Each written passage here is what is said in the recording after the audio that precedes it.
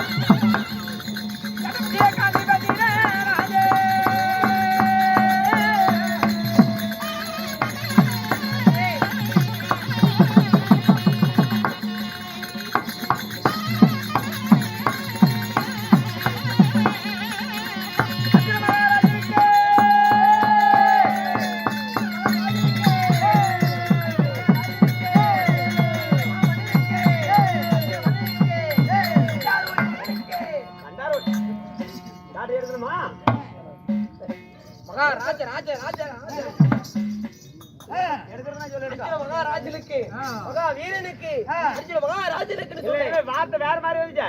இல்ல அப்படி சொல்ல மாட்டேன். ஒரு வேளை சொல்ல மாட்டேன். அப்படி சொன்னா பிய வாயில துப்புங்க.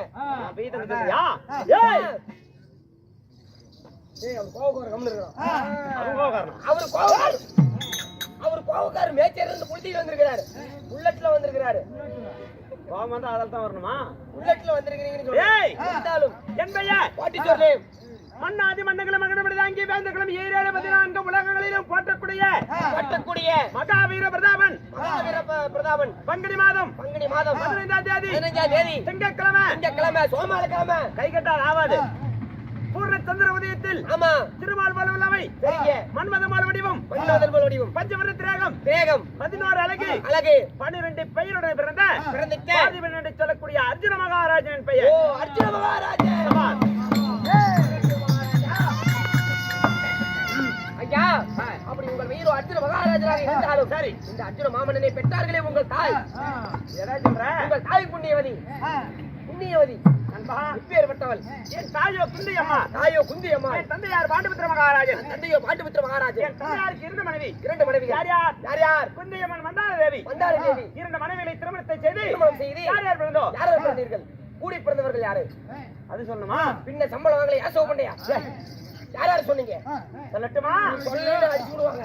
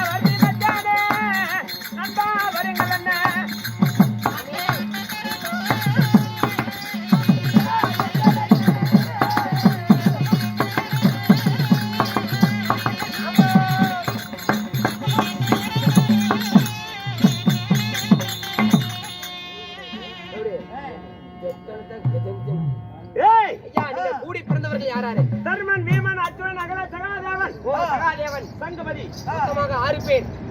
அப்படியெல்லாம் பிறந்து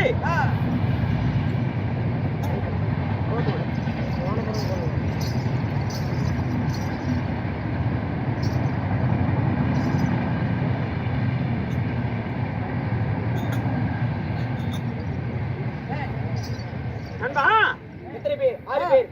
அப்படி பிறந்து பிறந்து என் நாடு அஸ்தினாபுரம். நாடு அஸ்தினாபுரம். அஸ்தினாபுரத்திலே பாதி நாட்டுக்கு சொந்தக்கார பாண்டவரை இளவரசர்கள், ஆண்டவர்கள் இவர்கள். துறையினால் வஞ்சிக்கப்பட்ட பாண்டவர்கள் ஆண்டவர்கள் பாடசாலை விளையாட்டிலே துவங்கி விளையாட்டிலே துவங்கி எங்களை எத்தனையோ வஞ்சகம் செய்து எவ்வளவோ இப்பொழுது ஆமா பாரவோர் துவக்கமறி வந்துவிட்டது. வந்துவிட்டது. துறையினாகப்பட்டவர் பாண்டவனுக்கு பாதி நாடு கேட்க, அது பாதி நாடு கேட்க யார் ஒருவனுக்கு வீரம் இருக்கிறதோ வீரம் இருக்கிறதோ அவன் இந்த நாட்டை ஆளட்டும். ஆளட்டும். எப்படி?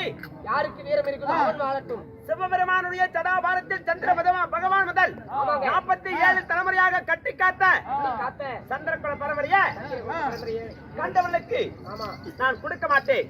அப்படி ஒருவேளை ஒருவேளை இந்த நாட்டை அவனுங்களுக்கு ஆளணும் என்ற எண்ணம் இருந்தா ஒரு எண்ணம் இருந்தால் பாரத போர்து வைக்கலாம். பாரத போர் துவக்கலாம். வீரமுள்ளவன் இந்த நாட்டை ஆளட்டும். வீரமுள்ளவன் இந்த நாட்டை ஆளட்டும். அப்படி இந்த பாரத போர்து வைக்கி நேற்றோடு 16 நாள் முடிஞ்சு விட்டது. வெற்றிகரமாக நாளை விட்டுந்தால் 17வது நாள் சண்டை. எல்லாமே ஜெயம் பெற்றீர்கள் சுவாமி. ஆமா, வெற்றி பெற்றீர்கள்.